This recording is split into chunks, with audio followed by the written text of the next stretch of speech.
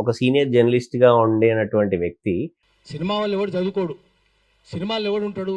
చదువు లేనోడు, శీలం లేనోడు, సంస్కారం లేనోడు, తాగుబోతులు, వాగుబోతులు, వదురుబోతులు, తిరుగుబోతులు వాళ్ళే కదా.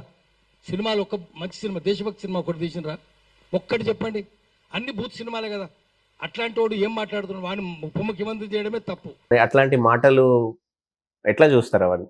నేను అంటే ఎక్కువ మాట్లాడకూడదేమో కానీ నాకు చాలా నొచ్చుకున్నాను నేను. ఇప్పుడు సినిమా అనేది ఇప్పుడు పాషం యాదగిరి గారికి నేను ఒకటే చెప్తున్నాను. ఆయనకు కూడా సినిమా ఇండస్ట్రీలో చాలా మంది ఫ్రెండ్స్ ఉన్నారు, అది నాకు తెలుసు. అవును. ఆయనకున్న సన్నిహితులు కూడా నాకు తెలుసు ఎవరో. మరి అంతా నన్నట్టే కదా.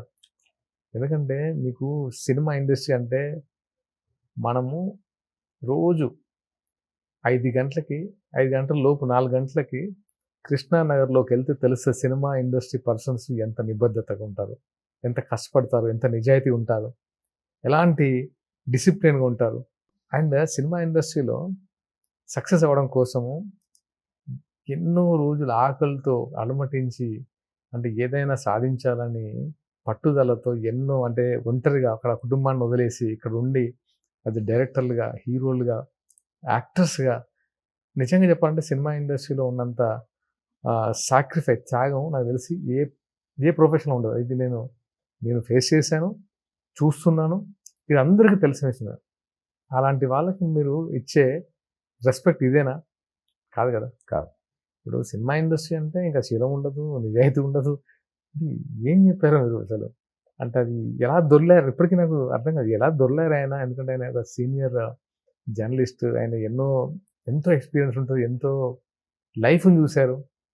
సో ఆయన ఇలా మాట్లాడడం అనేది సరే. ఇంకా హైదరాబాద్లో తిరగనివ్వము, హైదరాబాద్కి ఆయనకి ఏం సంబంధము, హైదరాబాద్కి ఎట్లా వస్తారో చూస్తాము, పవన్ కళ్యాణ్కి హైదరాబాద్తో పని ఏంది అని డబ్బులు పెట్టి అక్కడ అమరావతి కట్టుకుంటున్నారు కదా అని ఇటు కాంగ్రెస్ ఎమ్మెల్యే కూడా ఇందాక కామెంట్ చేశారు. అది అంటే అవి ఎలాంటి మాటలు అంటే రాజ్యాంగం మీద అవగాహన లేని వాళ్ళు మాట్లాడితే ఏదో అర్థం ఉంటుంది. రాజ్యాంగం గురించి తెలుసు, ఒక మంచి విశ్లేషకులు, రాజకీయవేత్తలు, విద్యావంతులు ఇలా మాట్లాడుతున్నారంటే ఏం చెప్తాం వాళ్ళకి? ఎవరినైనా ఆపే దమ్ము ఎవరికైనా ఉంటుందా? ఇప్పుడు మీరు ఆంధ్రాకి వెళ్తారు, ఎవరైనా ఆపగలుగుతారా? వాళ్ళకి దమ్ము ఉంటుందా? ఇంకెవరైనా బాంబే నుంచి ఇక్కడికి వస్తారు, వాళ్ళని ఆపే దమ్ము మనకుందా? అందులో పవన్ కళ్యాణ్ ఆపే దమ్ము ఎవరికైనా ఉందా? ఇక్కడ నివాసం ఉంది, ఇక్కడ ఆయన ఎన్నోసార్లు తెలంగాణ కోసం నాకు అనిపిస్తుంది అంటే పర్సనల్గా మాట్లాడినప్పుడు పవన్ కళ్యాణ్ గారు అంటే ఇది నేను ఏదో ఆయన గురించి ఇప్పుడు ఏదో పొగడాలి, ఆయన ఇది అది అని చెప్పను, పర్సనల్గా చెప్తాను.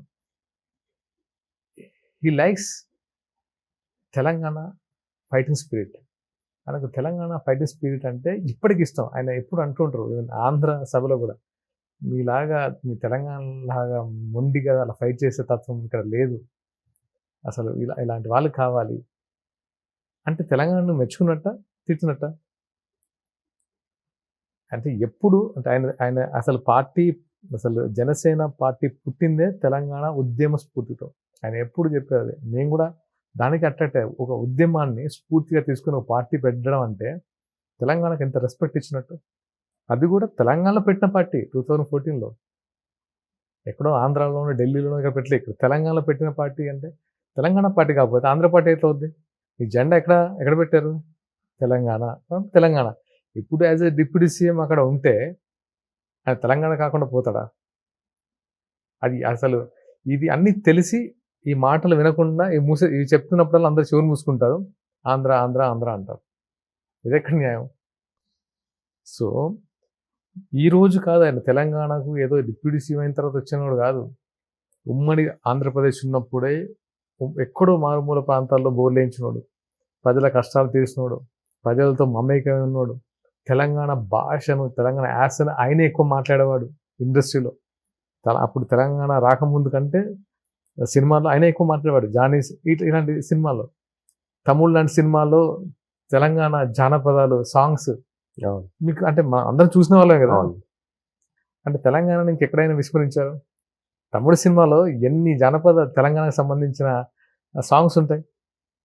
ఖుషీ సినిమా, బై బై ఏ బంగా, ఇవన్నీ అంటే ఇట్లాంటి అంటే అవి తెలంగాణ తమిళ్లో అనుకుంటా చాలాసార్లు ఆయన ఇంట్రడ్యూస్ చేసిన వాళ్ళందరూ కొరియోగ్రాఫర్లు కానీ కిక్ బాక్సింగ్ కానీ అప్పుడు నేను అప్పుడే ఇండస్ట్రీకి వస్తున్న రోజుల్లో అందరూ ఆయన చుట్టూ ఉన్నది తెలంగాణ వాళ్ళే.